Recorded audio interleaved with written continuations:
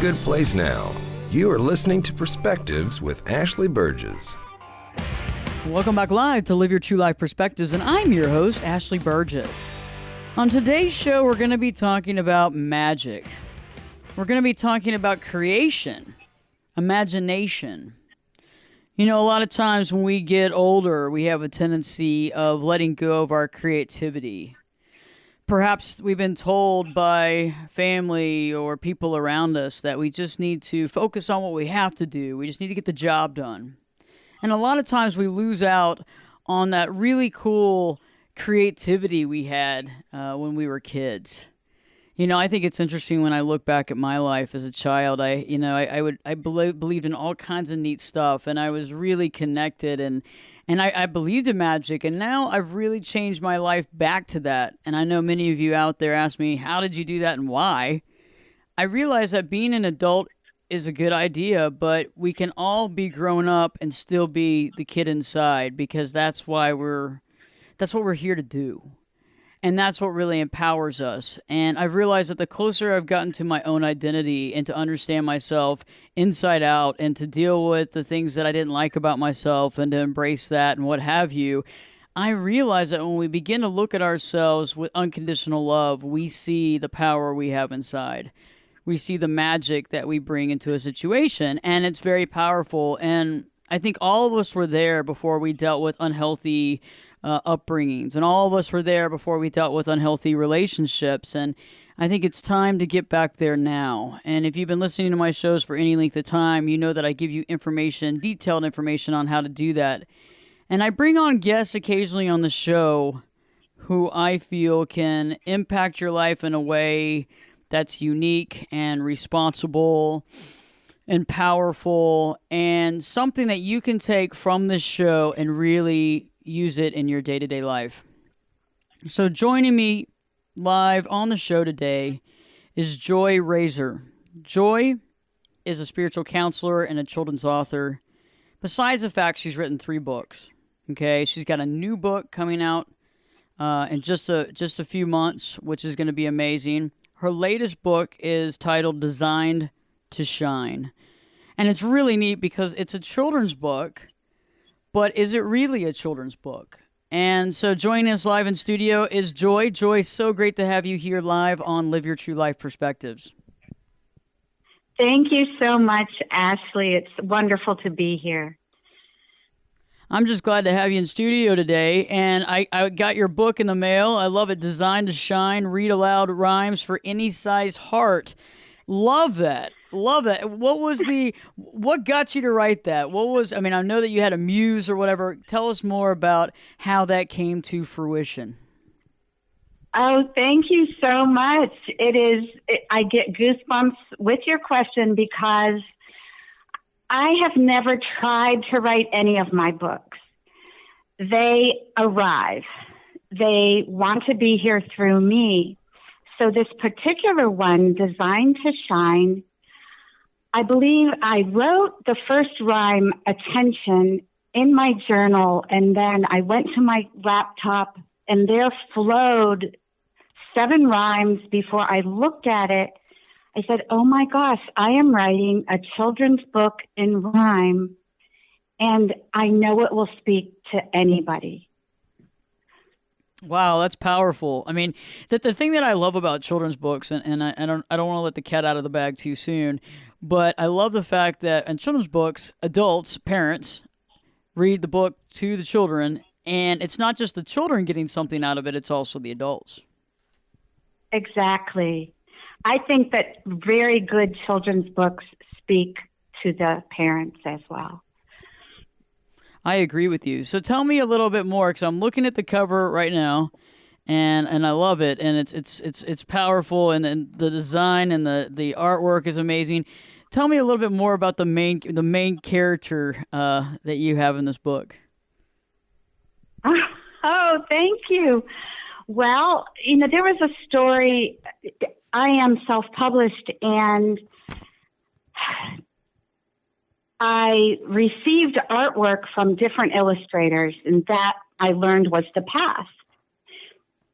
And nothing was speaking to me. I feel things in my gut when they're right, or I get goosebumps. Maybe many of our listeners feel that you feel truth in your body.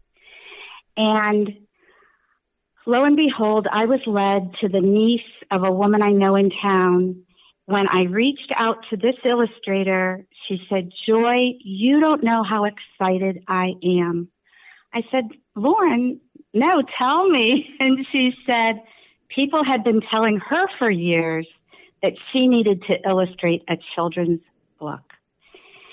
And I asked her to come up with a character or creature that we could carry throughout the book. And she came up with this sweet dragon without wings for the book. That's awesome. Yeah, it's an adorable character, and a very magical character at that. And I find it very, I find it very heartwarming, and that kind of leads me into my next question. Can you share with our listeners a little bit about the journey, on how the concept of magic played such an important role in your life? I mean, because I think that as a spiritual counselor and as a children's author, I mean, there's got to be some magic in there if you can expound on it, because I think sometimes people believe that magic is, it's just something we think, or it's something we'd like to have, or it's something that we believe when we're kids. But I don't think this is just a Harry Potter thing. You know, I think really things happen, serendipitous things happen, and I think maybe it's the way we define it. But tell me more about how really magic has helped you on the journey you are on right now. Thank you so much, Ashley. That's a beautiful question, and I so related to your introduction, how the magic that we can feel as children. When I was a child, I thought I had ESP because I would know who was calling before they called. And I lived in a very dysfunctional home. A rageaholic, screaming father, door slamming, a highly perfectionistic mother, probably because of part of who Dad was. But where I found my magic in me, I just retreated into myself. So I was writing and creating art and going to sit on a rock outside. And I think, looking back, that going inside myself really, years later, I wrote in a journal every day to become the joy I am created to be. And I have lived in extreme synchronicity ever since, where I will write about something and then a person, and then I will run into her. I will desire something, just magic. A lot of magic in my life, a lot of goodness in my life. And I think it's magical that the man I date came into my life because of my first book, because a poem in that book called Of Dreams spoke to him so deeply that he needed to reach out to me. Wow, that's powerful. Yes. I said he needs to do a video. We need to do a video of him holding that book up and saying, "I am with Joy Reeser because of her book." Because we have a very magical relationship. And he also, when he was young, he connected with everything. He felt he was one with everything. Then in that work life, parenting life, he lost it all. He became an angry person. And he has refound, we are playful now. We have refound the child within us. And we fly kites and we hula hoop. We blow bubbles. and we see people's faces light up. We share bubbles with them and invite them to share bubbles with us. That's great. Because, adults are too serious. Adults have lost something. A lot of us have lost something. I agree with you. And I believe, and it can be refound, don't you think? I know it can. I think the thing is, being a therapist and seeing clients, dealing with depression and anxiety and, death and everything else, it's interesting because you're right. It's like we get down this path and it's like we're going through the motions, and I don't know about you, but, you've been there where, I know a lot of people probably listening to the show has been there where they're on the phone, they're holding the cell phone up to their ear and they're on a call. And in the middle of that call, they're wondering where their cell phone is. Oh, God, I've left my phone somewhere. I've lost it. I've lost my phone. And they're actually telling the person on the phone that they've lost their phone. Okay? And the person on the phone really doesn't even understand what's going on because they're thinking maybe there's a second phone. And some of the people on the phone don't even know what's going on because they're not paying attention either. And all of a sudden you realize, you're like, I'm actually on the phone. I forgot I was on the phone. I'm holding the phone. You see what I'm saying? And a lot of us are going through those motions where we don't even pay attention to even what's happening in our life. And I think it begins with, and I don't know if you agree with me, but I think you probably will, it's about being in the moment. It's about being more mindful instead of just walking through things. Because what I found is if you're just walking through life, nothing's interesting. Nothing's fun. Nothing's exciting. You're just walking through the same old, same old. You hear people talk about same old crap, different day, and you're like, wow. I used to understand that years ago, and now I'm like, gosh, that's horrible. That's horrible. You think that way? It's horrible because we're just walking through life not paying attention. Oh, I am so with you.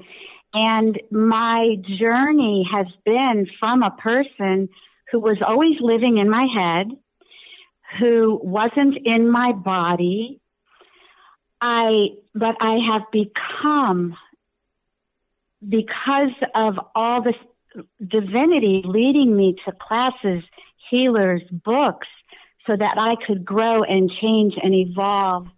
And now I am such a person in the moment that life, and I'm in my body, and I cannot believe how beautiful life is, Ashley. I am looking right now where I am sitting.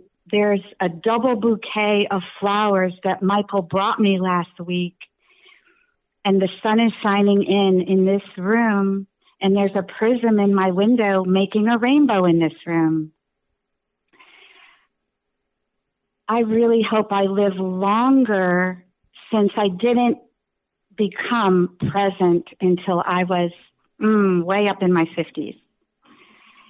So, yeah, life can be very boring when we live in our heads, and it can be magical when we're present to the moment.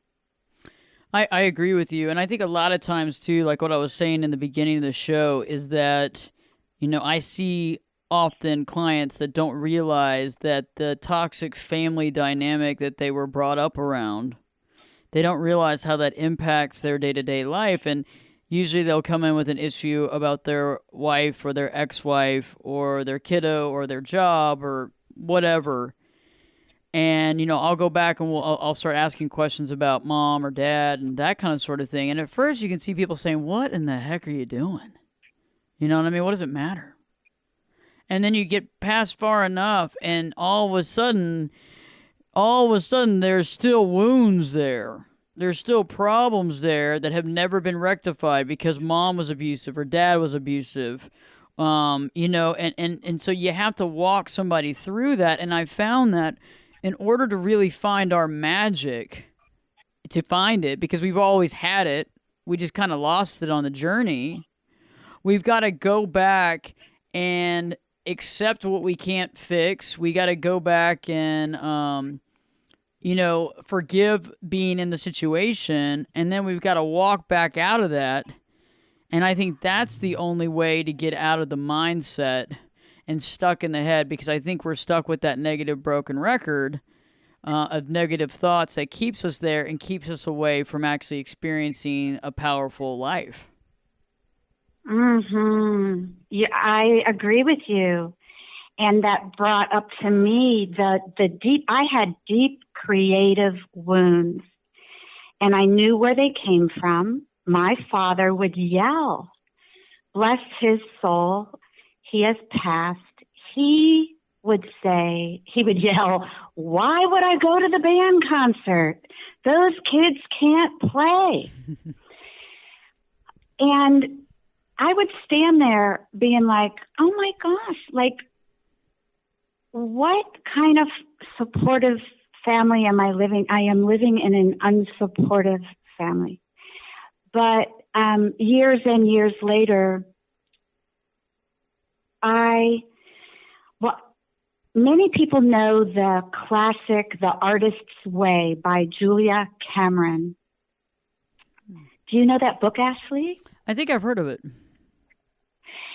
It's called, The Artist's Way, something about recovering your creative spirit is a subtitle. I don't have it exactly, but I studied that book. I did that program 3 times to transmute the deep creative wounds in me, because honestly, I am a highly creative person. And that is my magic. If you give me a topic, I could write journaling questions out the wazoo. I have friends calling me who want me to help them write something. I am highly creative, and I'm grateful, and I use my creative gifts. That's awesome. And I understand. I think a lot of us, have come from that situation. And I feel like a lot of people, instead of not accepting their magic, I think a lot of people just don't remember it exists. Yeah, that gives me goosebumps of how I think we as human beings are of the Creator. We all have creativity. We have creative gifts. Now, we can have blocks, limits, we could have whatever dysfunction. But if we can realize that we can unpack something, release something, and this is a lot of the work you're doing, Ashley, I'm sure, is that people can uncover, well, what are my gifts? And oftentimes it relates back to what we did as children. I wrote poetry as a child. And now this book that came through in rhyme, that people have told me it's delightful, it's wise in this book.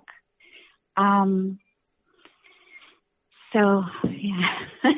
That's powerful. No, and I think that's the thing that we really want to address on this show is, I think a lot of times when we get so far away from something, it's hard to realize that it exists.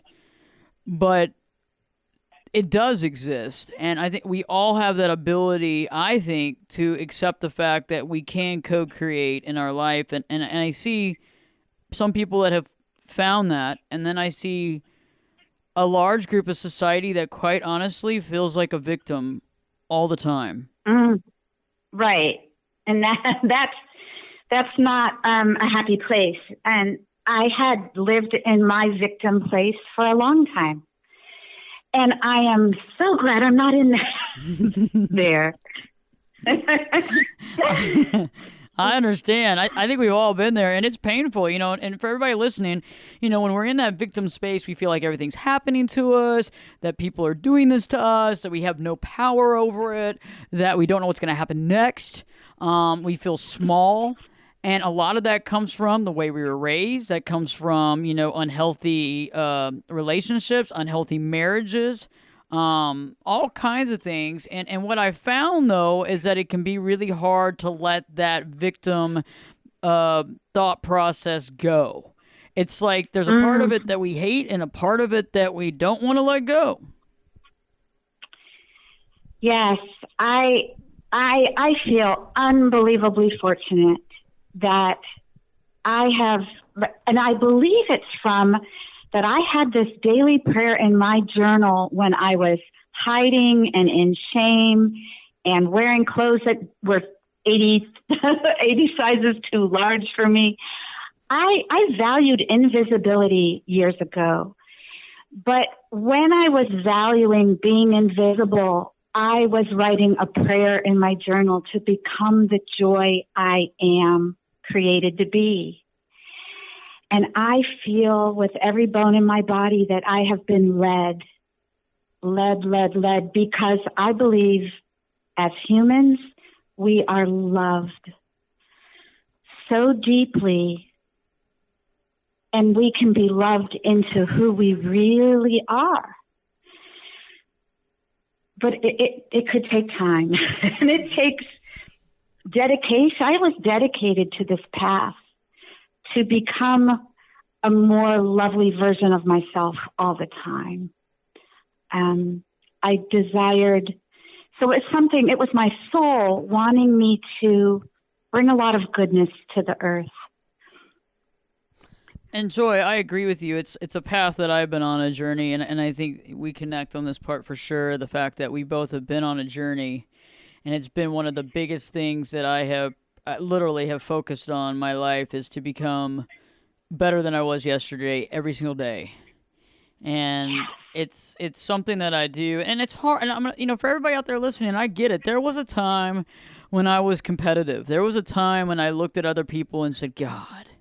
You know what I mean? And they got this going for them. I can't compete. Da, da, da. And then I realized competing with other people is just going to make me feel bad every day and twice on Sunday. And I also realized that I was missing the boat with my own life. And it's interesting because I think you would agree with me, Joy. It's hard. I mean, with regards to social media and Instagram and what have you out there, which I feel social media is great to some degree for certain things. But I think its real deficit, though, is its determination to some degree to have people judge themselves, to have people compete amongst themselves, to have people compare their lives to other people. And I think we're living in a time that's so hard to focus on self and powering self because there's so much noise. There's so much stuff going on. I hear you, and I agree. And I know that one of the turning points for me was, since I had been raised in a very codependent home. So, the male had to be on the table when dad came home, or he flipped out, and different ways that we tiptoed around so that we wouldn't get yelled at. And I realized many decades later that my little sister wanted me to bring my very, very ill father, drive him from North Carolina to Pittsburgh for Thanksgiving. And my little sister I love her, and she had a way of having me do things that I didn't want to do. So I said, oh, yes. And the next morning I woke up and I had this biggest clarity come over me of joy. You do everything for everybody else. What about you? What do you believe is right in this situation? What do you desire to do? And I'm getting goosebumps telling you this, Ashley, because I realized I don't feel safe driving my very ill father to Pittsburgh from North Carolina. This is not mine to do. And my father died like 3 weeks later. But it was the first time that I seriously spoke up for myself, like honored where I was. And now I can do it unconsciously. I honor my boundaries, myself, I am becoming more and more clear in who I am, what I bring, and I'm kind. And my sister could ask me anything, and I would be loving and kind, but I may or may not do it. I like that. And I think a lot of times we don't realize we're on autopilot. And for anybody out there listening right now that's, dealt with that kind of dynamic, and it's, it's not like you don't love your sister, but the thing is that sometimes we get into that, the savior complex, always coming to save, always being the one that's accountable, always being the one that's responsible. And we begin to take that on as our identity. And I agree with you, having that profound, eye-opening morning, so to speak, where you decided, hey, this is not, one, it's not safe for me to drive him. Two, I don't want to do this. You know what I mean? And three, why do I always have to be the one? And I have folks that come in the office and they tell me I'm always the one that's got to take care of everything. I'm always the one that's put out. And, it's not cool, because I agree, because then all of a sudden you constantly feel used. But there's two sides of it. One, the fact that somebody asks you to do it, and the other one is that you agree to do it. And it's about figuring that out. Yeah, it's about becoming a sovereign soul who can say what we will and will not do.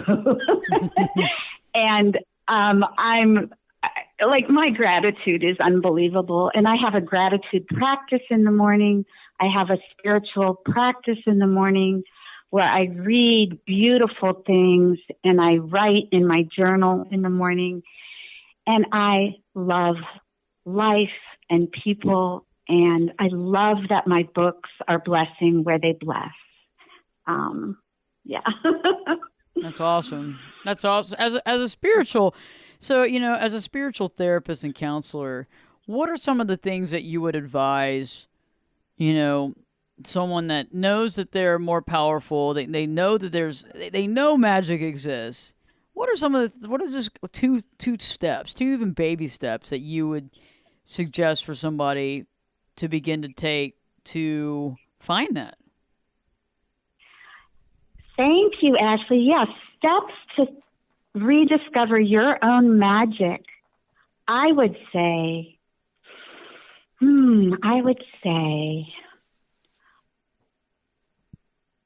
find a way to get quiet. Mm-hmm. Write down what you are taking care of and what is not yours to take care of. Possibly write down I love this exercise. I've done it so many times, where you write down everything you do and then you look at it and what is yours to let go of doing? What is yours to delegate to another in your family? Where can you open space for you to be with you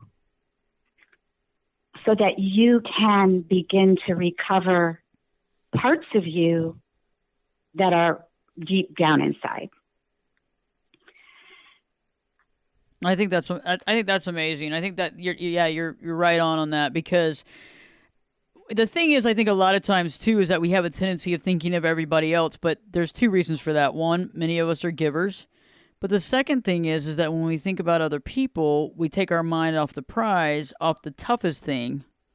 And I think a lot of times, too, we bring people into our lives who are what I'd call projects. And those projects can take up a lot of time. And the projects could be really out of whack. You know what I'm saying? And it's like, wow, this is a real project. This is a real fixer-upper. I don't know if it's going to work. And we're talking about a person here, not a home. And literally you get to the point where you're so far off from your own life and you're trying to fix someone, and then you don't know why it's not working. And I think a lot of times we as humans, especially who are very intelligent, the more intelligent you are, the more you're going to do this, is you find something to derail you off to something else, when in reality, if you took that energy that you gave to that outside project, whether her name is Beth or the guy's name is John, and you put that energy back into you and you put it toward learning you, I think people could find their magic at a faster rate. I agree. There are so many distractions in life, from I probably don't need to name the list, but distractions outside of ourselves and places we get pulled. But to give ourselves, 5 minutes at a time of paying attention to how are we feeling? What is going on here? I mean, I believe it's easier for introverts who are naturally more like to be with themselves. But I believe this is maybe extra important for extroverts, because the call to be always over here and over there and doing this and doing that. And no, we cannot do everything. And we are not meant to heal every person who comes into our space. We are meant, I believe, to live our lives the best way we can. There's that saying that many of us have heard that it sounds like a joke, I think, but it's like you die and God says, and, what's the problem? And the person says, I wasn't Moses. And God says, well, that wasn't the point. You were to be the best version of you. That's a hugely paraphrased thing that I just said. But I really believe, and I am so grateful to my ancestors, and every day I become more grateful to them, because every good, I don't like to use the words good and bad, the duality of that, but that slipped out just now. But the good and bad that these people did in my life, it was all lessons for me. I was a mother very differently than my mother, because she, bless her heart, had trouble, picking me up. She came an hour and a half late to Brownies to pick me up. Well, that was not helpful. But anyway, her gifts, it's all good. I understand what you're saying, and I think a lot of people can understand that, because, there are lessons that we learned and they were powerful. Were they easy? No. Were they really doing the right thing? No. It's the way we turn that around, and the way we use that. Like you said, I was a different parent. When you were picking your kid up at a function, you were there on time. You didn't want your kids to sit there, for an hour and a half and be embarrassed and shamed because mom didn't care enough, and everybody's wondering when is your mom going to pick you up? And you're just sitting there. Yeah. I don't know. She should be here. I don't know. Yes, and I was the most present parent I could be, and now my grown sons say that I was a really great mother. And I was not perfect, but I was as present as I was able to be with my very busy mind and living in my head the amount I was, and not being grounded in my body when I was not grounded in my body, and I was kind of living from the neck up. But I still was a good mom. So I'm grateful. That's awesome. Let me ask you, and I totally agree with what you're saying, because it's about learning from that, and it's like ending that cycle. breaking the cycle Yes. of unhealthy patterns. You broke the cycle because unfortunately it's the opposite, Joy. You know, and I know, and we know people that, they had unhealthy upbringing, and then they just take that unhealthy upbringing and just bring it on again. And Yeah. I mean, we see it. It's just like a little bit of, some kind of ability to see, outside of oneself a little bit, but that's what I think our world is dealing with on a constant basis is, okay, someone was done wrong and then they turn around and do wrong again. And that's not going to change anything. That's going to actually hurt things. Yes, yes, it is within each individual, I believe, to tweak something, to change a habit, to do something better, to look at something differently. I believe in the power of people to do better. And I am very grateful I was able to break a cycle in my lineage because my sons are thriving. And they say when you have you heard this, Ashley, that when we deeply heal a part of our ancestral lineage, we are healing 7 generations back and 7 generations forward. Wow, that's cool. Yeah.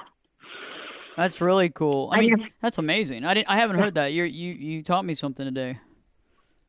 Yeah, and I'm not sure if it's just something I've heard or if that's a truism. I can't say. But I had a visceral healing, an energetic healing.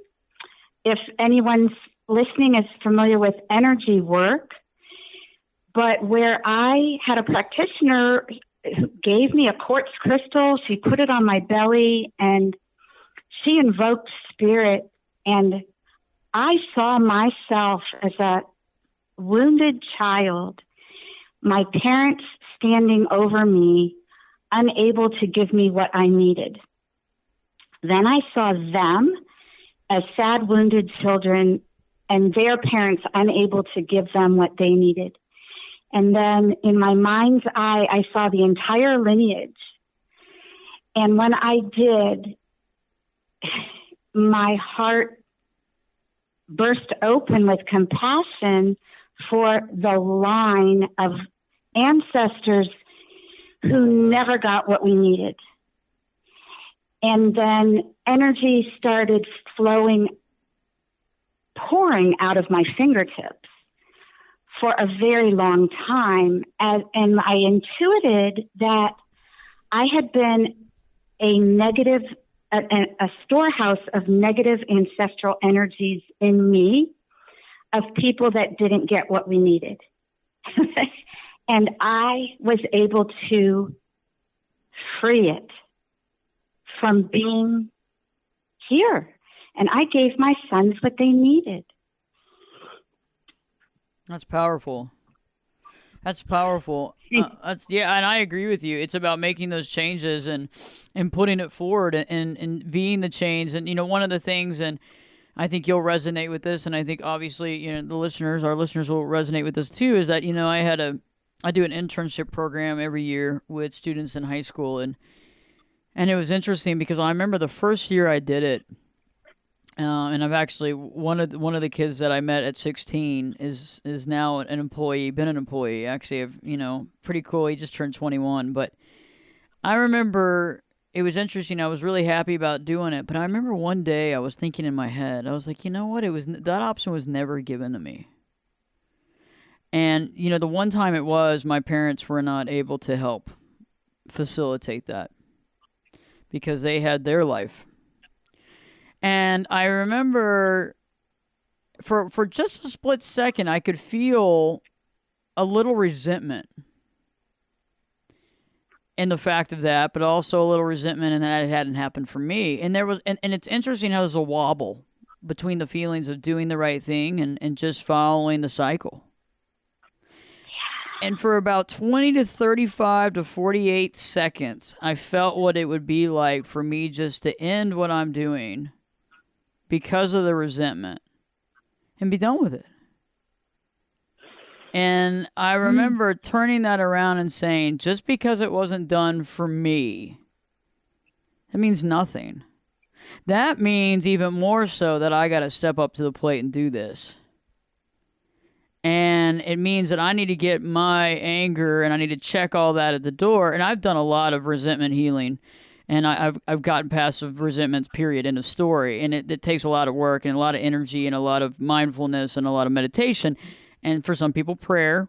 Okay, meditation, prayer, same. But it was interesting because I realized, I was like, wow, okay, that not being able to do that internship meant it was so hard on me as a kid. And there was so much I was hanging on in the balance of that. And there's so many things that could have changed in my life. And because I won't get into all the information on that because it's just these people that are now grown up that offered it to me or on TV and billionaires and everything else. My life would have changed based on that. And it was hard to accept that. But then I realized because that meant so much and it never happened for me doing this means even way more in the universe. Does that make sense? It does. Yes. Yes. And that's if I had had a lovely childhood and my joy, I was named Joy, but my family had not squashed my joy, I wouldn't have had that call inside me to become a better version of joy. I think I saw too many examples of life that it wasn't lovely, and there are other ways to do things. Yeah. Let me ask you, Joy. I know that you're working on a follow-up book too, Designed to Shine, and it's so awesome. Book 2. Can you tell us a little bit about it? I mean, because I kind of want to know. I want to know a little information. I mean, I know you don't want to give away everything, but what happens to where does it go? Can you tell us? Because I know that you already probably have an idea, or if not, you're already finished, or maybe waiting on illustration or what have you. But what are some of the things we can find and store in that next book after we read Designed to Shine, the book 1? Thank you so much, Ashley. Well, what I know is that this beautiful illustrator for book 1 declined to do book 2, so that I am about to hire a new illustrator, and I believe, I don't know what the artwork will be, but I know it's going to be highly different than the amazing, beautiful, soft, lovely illustrations in book 1. And I know that book 2 is going to have a different feel to it. But also where these books have 26 8-stanza rhymes in them, the letters of the alphabet. So the first book, Designed to Shine, has rhymes on attention, balance, change, dance, and when you get to M, it's magic. Book 2 has another set, so it's amaze, believe, create, dream, extra. I think that one starts like, if you could have extra, what would you want? What would you like? Da da da da da da da da da da. I don't know it. I don't know it by heart yet. But anyway, thank you. That's amazing. I love that. And for anybody out there saying, you know what, I am going to try to delve into my magic. I am going to try to, because I think a lot of times people think, magic, it's for TV shows. Magic. What is the message that you would like to provide for anybody that's just going to allow, just allow this thought to be true for just a moment? What would you like to tell them at this point? Thank you. Allow yourself a moment or two or more to breathe as often as you can, to connect inside you what you love to do, what you'd like to do, what you know you could do if you released a few things or healed something or changed a habit. That's powerful. And I agree with you on that. It's just to release some stuff. Anything that's not is no longer helping you out. Anything that's holding you back. Anything that seems just heavy is something that we need to really look at. And let me ask you too, as far as anybody that's interested in connecting with you or finding you online or social media, where, I mean, I'm going to definitely put that in the description for the show as well, but where could they find you? Thank you. My website is joyonyourshoulders.com. People can contact me through that site. On Facebook, people could find me at Joy on Your Shoulders. I have a business page there. And that would be the best ways to connect with me. Awesome. Yeah. And by the way, I love the book so far. It's so awesome. And I've always loved, I mean, like, I think it's something too for not just children, but adults. It's just, being able to read and when you're reading the truth, and that's one of the things that I find really awesome, is you know where you were when you heard the truth. And I think that's powerful. And so I think that when you read Joy's book, you're gonna feel the same way. And I can't wait to read the next book as well. And any lasting thoughts that you would like to leave our listeners today? Thank you. Love yourself as much as you can. I believe it's a key to living a beautiful life. Powerful. Joy, it was so great having you on Live Your True Life Perspectives, and I look forward to having you on in the future after your next book comes out. Oh, thank you. That would be great. Thank you for this opportunity to speak with you today, Ashley. Well, I'm just glad we got to connect, Joy, and I'm just proud of you, and it's awesome what you're doing, and you're giving back, and I commend you for that. Thank you. Thank you so much. It was great having Joy on the show. What a fun show. And what a show about reality here. This is real stuff. And I know for a lot of times and a lot of folks, it's hard because we have had such intense lives, with lots of pain and suffering. And it's time to make the most out of our life because, we're the only ones that can do it. We're the only ones that can change is ourselves. We can't change other people. And I think it's time for us to really refocus our energy and spot it when we are trying to change someone we're with. We're trying to change the situation. We really need to begin with us and say, hey, what do I need to do to be happier? What do I need to do to be grateful? What do I need to do to embrace myself and see the value in myself instead of continuing down this level of pain and suffering that's not helping me anymore? And, I work with clients every day pretty much. There's one day off that I have, and I work with clients every day. I even see clients on the weekends because I care. Because I want to see you have a great life. I want you to embrace all you can, and I want you to get past that toxic stuff as soon as possible.